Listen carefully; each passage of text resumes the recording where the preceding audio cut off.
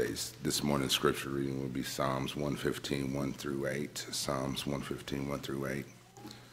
Not unto us, O Lord, not unto us, but to your name give glory because of your mercy, because of your truth.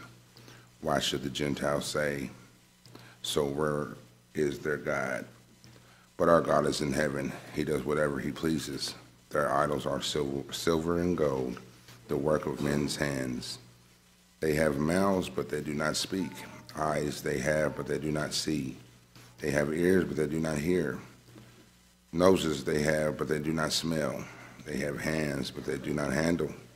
Feet they have, but they do not walk, nor do they mutter through their throat. Those who make them are like them, so is everyone who trusts in them.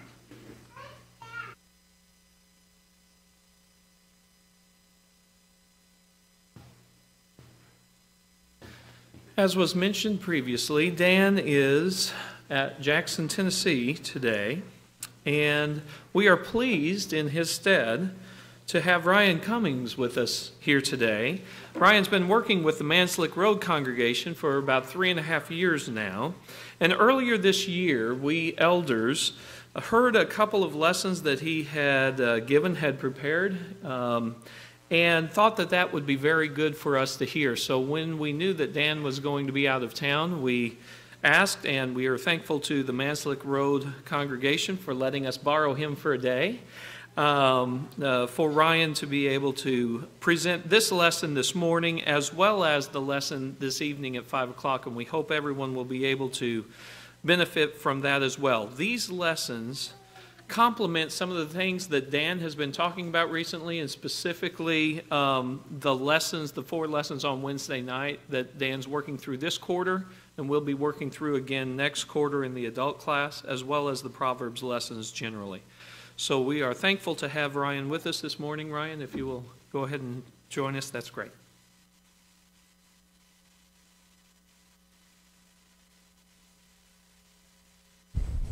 Good morning. Please open with me to 1 Kings 18, please. 1 Kings chapter 18. Well, as John said, I am so excited to be with you this morning. I know many of you from different contexts, but many of you I have not yet had the chance to meet. And even though I've been in Louisville for 3 years, it's always so good to make new acquaintances and to meet new brothers and sisters in Christ. I'm looking forward to getting to know you this morning. A little bit about me, if you don't know me, I am the new proud father of twin boys. I have to mention that. They're 5 weeks old. My wife and 2-year-old daughter are at Manslick this morning. You may get the chance to meet them tonight, but we've had a wonderful last couple of months. God has blessed us immensely, and it's always good to come back before the throne and give our God the thanks that He is due. So let's get to the lesson this morning. What I'd like to try to do this morning is ask, what does Elijah teach us about engaging our culture? What does Elijah teach us about engaging our culture? The question that I pose then is, what does Elijah teach us about engaging our keyword, chaotic culture? We have a chaotic culture around us. And I think as Dan has really recognized in his series about identity recently, we have so many different ideas and options and identities. The world around us is chaos. How do we engage this chaotic culture? Now, we'll get into specific application as the lesson goes, but we're going to do 3 things this morning. First, I'm actually going to give you the solution. We're going to talk about Elijah and seek to see what principles he gives us. Second, we're then going to look at the problem. We're going to seek to understand the idols of our day. And then finally, we'll bring them both together and apply the problem and the solution together and seek to understand how Elijah helps us to engage our culture. So let's get into the text together. To give you a context of where we are in chapter 18, you have to back up to chapter 16.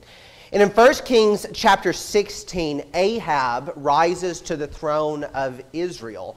And Ahab is the worst of the worst. He marries Jezebel, and through this marriage institutes Baal worship into Israel. Now, this is not the first time you see Baal worship in Israel. Numbers 25 is the first example where the Israelites bow themselves to Baal of Peor, and God smites them down for their injustice.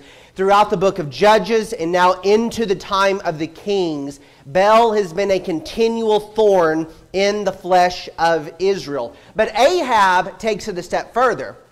Ahab is going to organize and institute Baal worship throughout Israel and is going to lead Israel into depths of depravity that the nation has not seen since the days of the judges.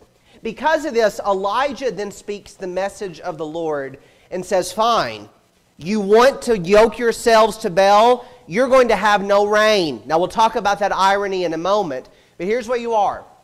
A wicked king, the wickedest of the kings, has arisen to the throne, and because of his evil, Israel is now experiencing a 3.5-year drought. Now, again, we have just come off of July, August, September, where it dropped like half an inch for 3 months. It was horrible, wasn't it? I mean, I remember cutting my grass or trying to in September, and it was just like the Dust Bowl. Can you imagine that for 3.5 years?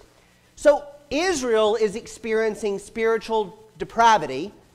The nation has no rain, so their fertility and their crops are dead. This is a moment of crisis, both nationally, economically, and even from an extent when it comes to their food in Israel. What then is going to happen? Well, because of the no rain, and because of the drought that Israel is now experiencing, Elijah is going to come and he's going to do business. In 1 Kings chapter 18, as you begin in verse 17, the first part of this text is going to be about the defeating of Baal. As you pick up with me in verse 17 of 1 Kings 18, when Ahab saw Elijah, Ahab said to him, "Is it you, you troubler of Israel?" And he answered, "I have not troubled Israel, but you have, your father's house, because you have abandoned the commandments of the Lord and have followed the Baals. Now therefore send and gather all Israel to me at Mount Carmel, and the 450 prophets of Baal and the 400 prophets of Asherah who eat at Jezebel's table."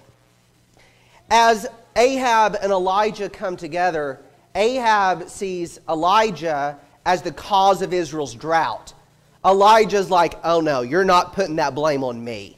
So let me tell you what we're going to do. We're going to solve this once and for all. You have made me undesirable, number one, for 3.5 years. That's fine. Let's put it to the test and let's see who wins." Elijah then calls the 850 pagan prophets to come together, and they go up to the mountain together and they're ready for battle. Verse 20. So Ahab sent to all the people of Israel and gathered the prophets together at Mount Carmel. And Elijah came near to the people and said, "How long will you go limping between two different opinions? If the Lord is God, follow him. But if Baal, then follow him." And the people did not answer him a word. Then Elijah said to the people, even I only, am left a prophet of the Lord. But Baal's prophets are 450 men. Let 2 bulls be given to each of us, and let them choose 1 bull for themselves, and cut it in pieces, and lay it on the wood, and put no fire to it. I will prepare the other bull, and lay it on the wood, and put no fire on it. And you will call upon the name of your God, and I will call upon the name of the Lord. And the God who answers by fire, he is God.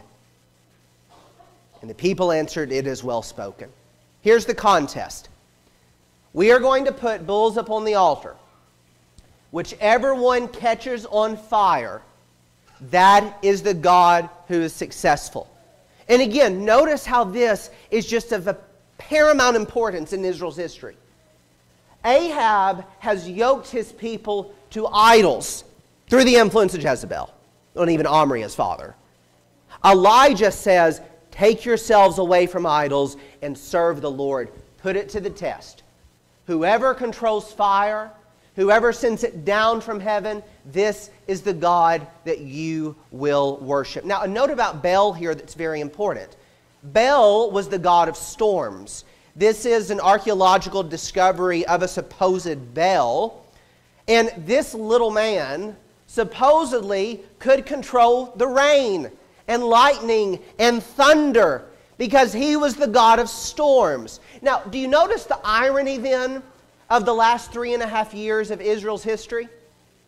Israel has been experiencing a drought because they have yoked themselves to Baal. If there was any god of all of the pantheons of Canaan and Philistia that could have sent one little drop from heaven, who was it? It was Baal. If there was one god who could send fire down from heaven in the form of lightning, which god was it? It was Baal. Elijah goes right to the heart of Baal and says, this is what he claims to do. This is what he claims to be able to do. Fine.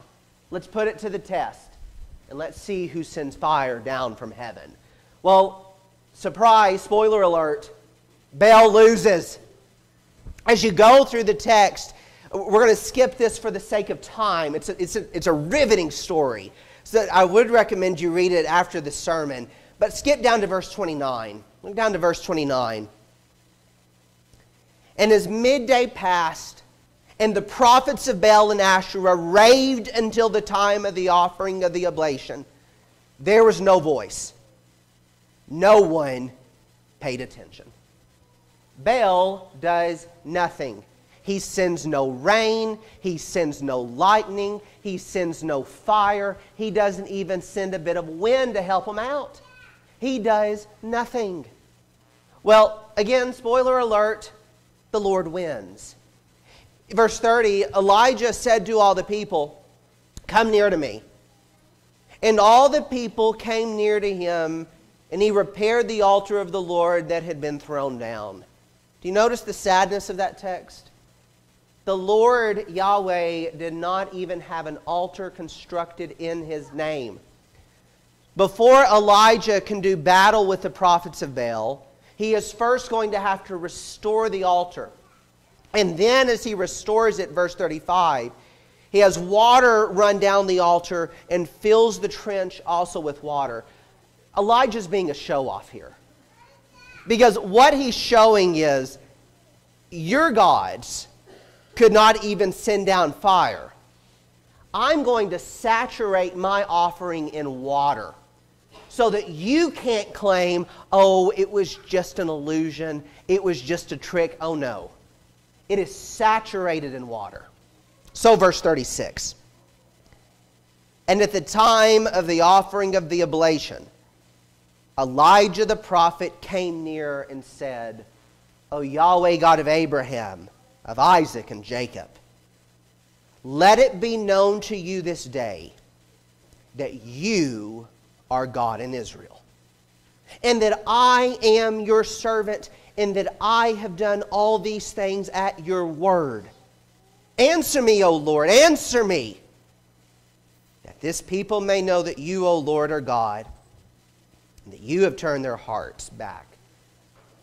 Then the fire of the Lord fell and consumed the burnt offering and the wood and the stones and the dust and licked up the water that was in the trench.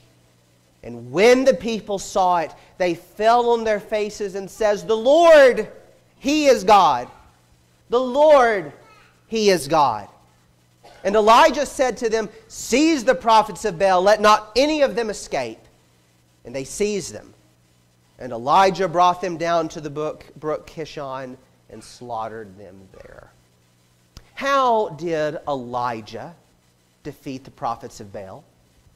I mean, this has been going on for 3.5 years. This battle between Yahweh and Baal, the Lord and Asherah. How does Elijah finally defeat them? Well, first, notice what Elijah didn't do. Elijah didn't just take a mallet to Bale and said, you want to worship him, that's fine, let's get rid of him. I mean, you can just imagine taking a Barney Fife-like mallet and just wanting to just pow, pow, pow that thing to pieces. I mean, can you imagine how frustrated Elijah was with these idols? These idols, he knows, are the problems of Israel suffering. Elijah knows these are false idols. And you can just imagine his indignation at seeing his people who have been chosen by the God of heaven bowing themselves down to these idols. Elijah does not just take away the idols, he takes away their power. Here's what Elijah does. Elijah shows Bale as powerless next to the Lord. Again, Elijah did not just remove the idols. Elijah took away the idols' power. And I think the lesson that Elijah teaches us that we must now ruminate on is this. To engage our culture, to do apologetics, and to have substantial conversation with the issues of our day, we must not just attack the idols of the day. We must remove the power of the idols. Okay, now, that's the solution. Now, as I said, we're going to come back to it at the end, but let's now talk about the problem. The problem. Elijah has shown us how to engage our culture. He has shown us what we must do. What is the problem? Well, the problem, much as in the days of Elijah, is the problem of today, idolatry. Well, again, you may look around and think, oh, there's not idols, and there's not carved images, and there's not bronze statues all around me, so do we really have idols? Well, very briefly, let me tell you, I think the biblical teaching of an idol is anything rather than the true God that gives me glory. Anything that gives me glory. Biblically, in Isaiah 6 really helps out here. In Isaiah 6, Isaiah looks up in the year that King Uzziah dies and sees the Lord seated on his throne. That passage is quoted in John 12 by Jesus, where he condemns the Pharisees for seeking glory in self rather than glory in him. I think the point of Jesus is this. When you seek glory from anything else but the Lord, you've become an idolater. So, for us then, in 21st century America, what are the idols that we serve? Well, there's many. Status. Wanting to find glory in status. Money. Wanting to find glory in money. Recreation. Being glorified for my abilities. Sex. Finding glory in myself. Worldly knowledge. Finding glory for how much I know and how wonderful I am. My career. Look how wonderful I have become in power. Oh, look how much control I have. All are idols of today. And as we engage the idols of today, it is not enough to attack the idols. We're going to have to do something else. But before we can get to that solution, I would like to argue this. What we must do is not just attack the individual idols of this age. What we must do is go into their house and attack them and defeat them. Because ultimately, I think the biblical truth is this when we look at our age. Today's idols dwell in the pantheon of postmodernism. Now, let me explain what that means. Today's idols dwell in the pantheon of postmodernism. The pantheon was the house or the household in which the idols of antiquity dwelled. All of the idols today dwell in the household of postmodernism.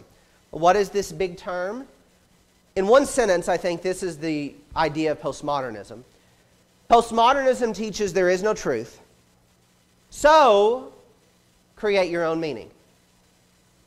There is no truth, so create your own meaning.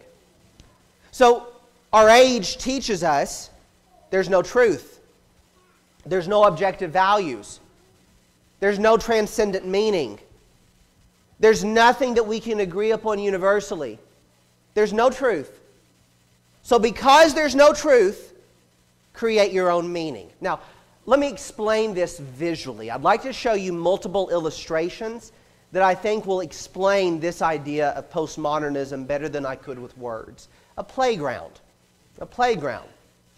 Now, this is the type playground that I grew up on. There's a swing, a slide, some bars. You know what to do with this. Now, let me ask you, if you find a slide, okay? You know, Cody probably on Saturdays goes and just plays on the slide, right, Cody? Do you swing on a slide? Do you climb on a slide? Of course, that's why I asked Cody. What do you do with a slide? You go up and you go down a slide. That's the purpose of a slide. Now let me show you a postmodern playground. What in the earthly world is this thing? My third year at Florida College on River Hills Park, they redid the park there. And Jessica and I were walking by it one time and we were like, what is that? It took a few minutes to realize this isn't construction, this is the playground. Now, a swing, you go back and forth. A slide, you go up and down. There is meaning in it. The playground tells you by its structure how to play on it. Meaning is in the playground. With this one, you make your own meaning. If you want to go up, down, sideways, back, forth, around, whatever way you want to do, make your own meaning. There's no rules, there's no structure. You make your own meaning. Much as Dan used the illustration of the fence in his sermon about identity, this is an even greater fence because there's structure to it. You know how to play on it. Let's use another example. What a beautiful building, right? I can drive by Bardstown Road and I know this is a building, probably a church building with a steeple. Let me show you postmodern architecture. What is that? How do you go up and down that thing? Where's the dimensions to it? At one point, I was teaching a class at Purdue, and I had a student do a speech on postmodern architecture. And she compared and contrasted modern architecture with postmodern architecture. And I asked her at the end of the speech, well, which one do you want to pursue? Oh, postmodern architecture. Why? There's no rules to it.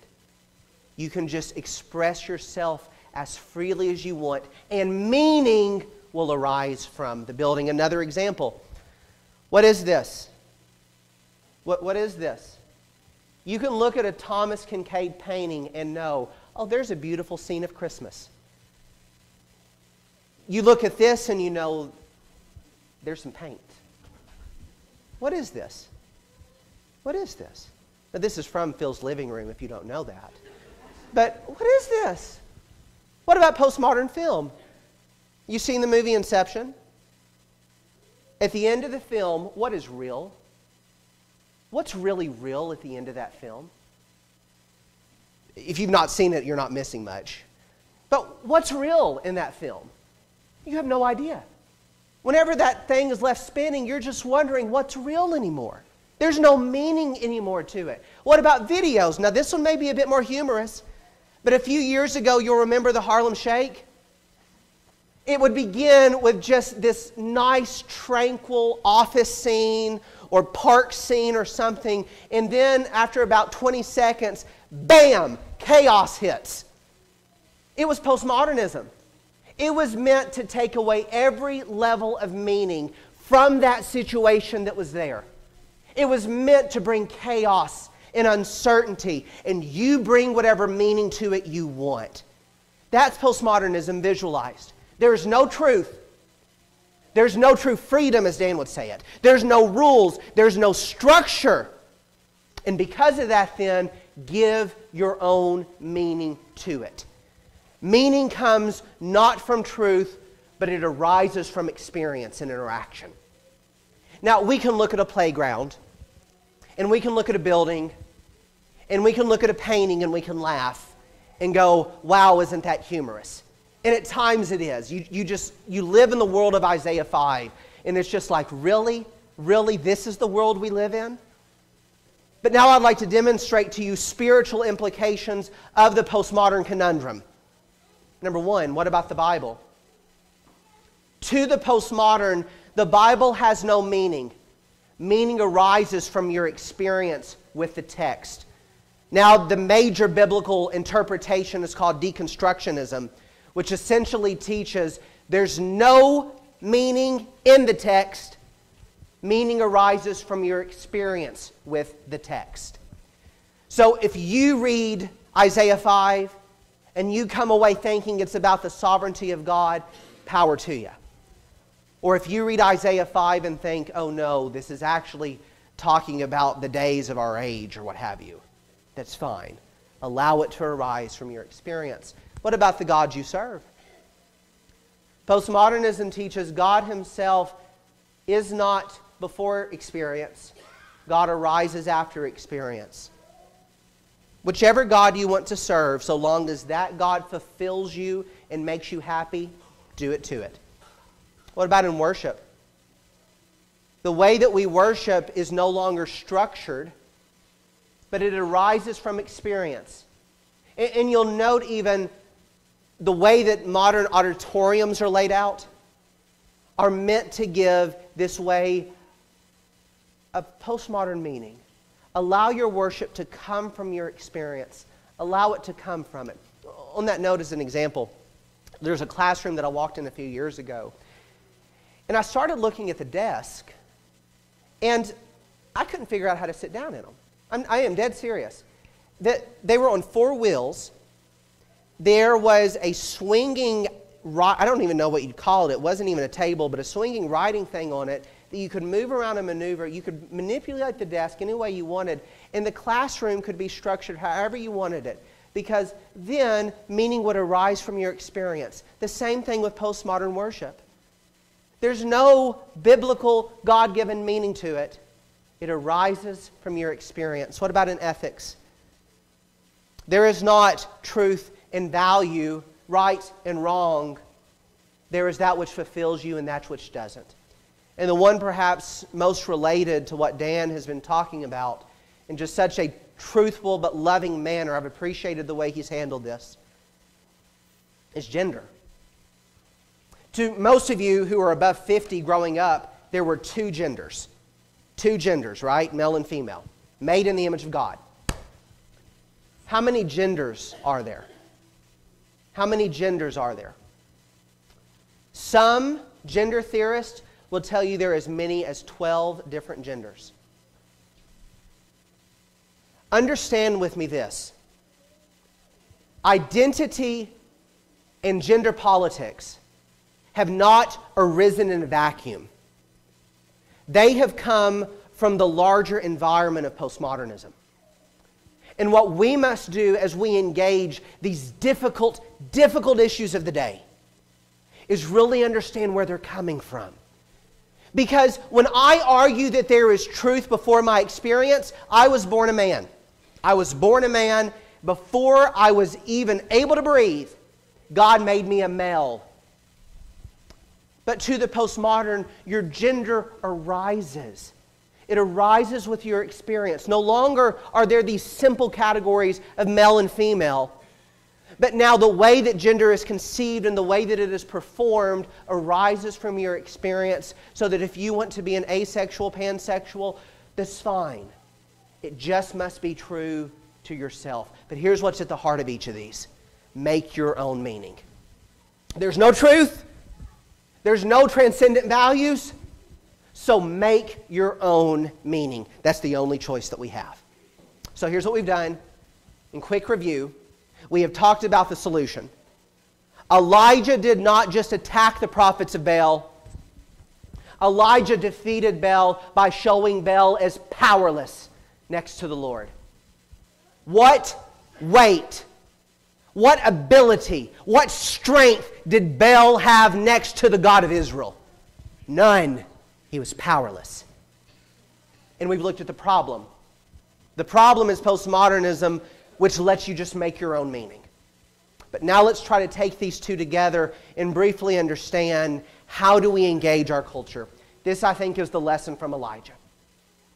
What we must do is show the gods of our age as powerless by showing that only the Lord gives true meaning. Go Go with me to Isaiah chapter 33, please. Only the Lord gives true meaning. The point that Elijah has demonstrated to us from 1 Kings 18 that we must now wrestle with in our age is that we must show the gods of this age as powerless, and we must show their pantheon as artificial, because our God gives true meaning. Isaiah 33 verse 2. O Lord, be gracious to us. We wait for you. Be our arm every morning, our salvation in the time of trouble. At the tumultuous noise, peoples flee. When you lift yourself up, nations are scattered, and your spoil is gathered as the caterpillars gather, as locusts leap, it is left upon. Notice again, this is a time of chaos. This is a time of uncertainty. This is a time when up and down, right and wrong seem to be unclear. What does Isaiah say? Verse 5. The Lord is exalted, for He dwells on high. He will fill Zion with justice and righteousness.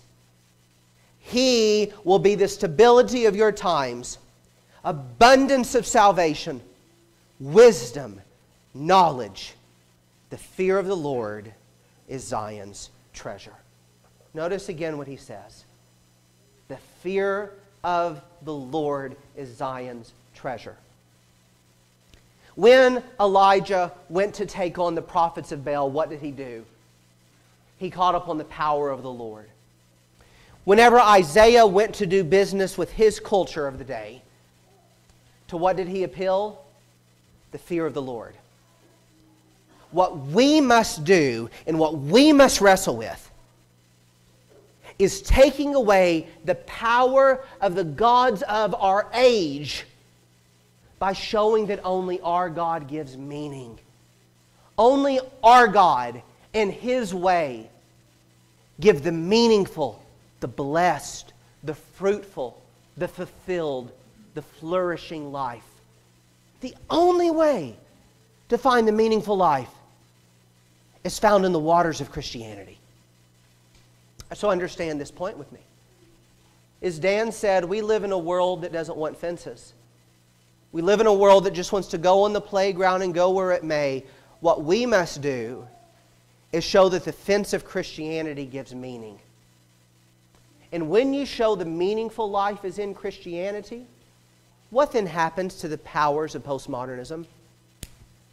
They're gone. Because no longer does postmodernism have any power, because what does it have to offer? Let's use just a real couple of illustrations. What about when it comes to marriage? The postmodern culture says marriage is a myth. It is a social construct made to enslave you to someone else for the rest of your life. So therefore, don't give yourself over to this social construct from a patriarchal perspective, but just live your fulfilled life. What do? When we as Christians show, oh no, the meaningful, fruitful, blessed, flourishing life is found in God's wisdom of one man for one woman for life. And look how wonderful it is. What power does the claims of the world have? What about when it comes to gender? When we as God's people are able to show the meaningful life is found in God's plan in creation, where man and woman are made in God's image, male and female they were created. And we show the meaningful way to be a man and the meaningful way to be a woman is found in the waters of Christianity. What meaning can the world give? We've taken away the powers of this world. What about it when it comes to ethics? When we're able to show the meaningful, the fruitful, the blessed, the flourishing, the good life is found in discipleship to the Lord, postmodernism has no power. Because what does it have to offer?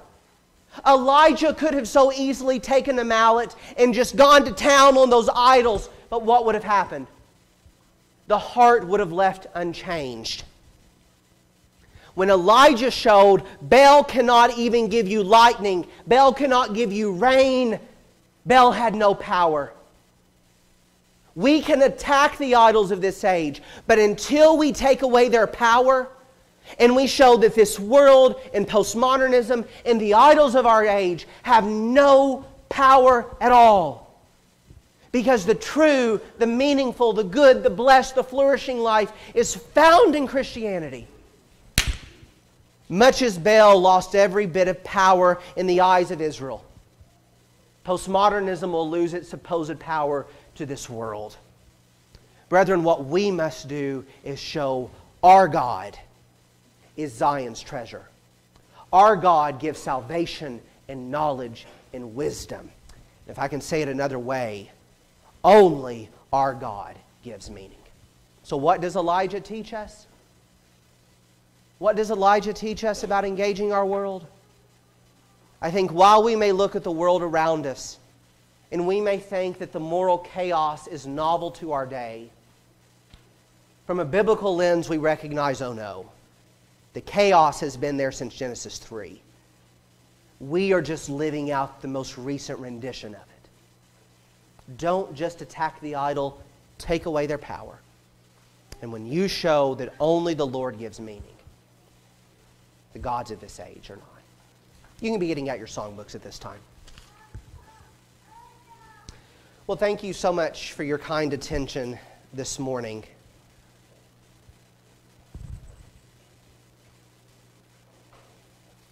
For the invitation, I'll go back to the verse we read from Isaiah chapter 33.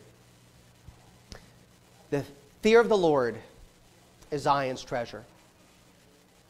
The Lord alone is our wisdom and our salvation. This world, in its postmodern ways, will tell you sin really isn't real. It's this artificial construct made up by theologians to make you feel bad about yourself. Biblically, we understand, no, sin is real. Sin is real. And ever since Satan first deceived Adam and Eve in the garden, this world has been given over to sin and wickedness. But our God did not leave us down here to wallow in our pity. Our God sent a Savior. He sent His Son. If only Isaiah could understand the true ramification of what he said. The Lord is our salvation. God did not just give salvation, God became salvation. And what an awesome, awesome God we serve. This morning, if you're here and you're still living in sin and you need to give yourself over to the Lord, in obedient faith, rendering yourself over to Him in the waters of baptism, putting off the old man and living to the new, Zion's call still rings. If you need to come forward this morning, please come forward as we stand and sing.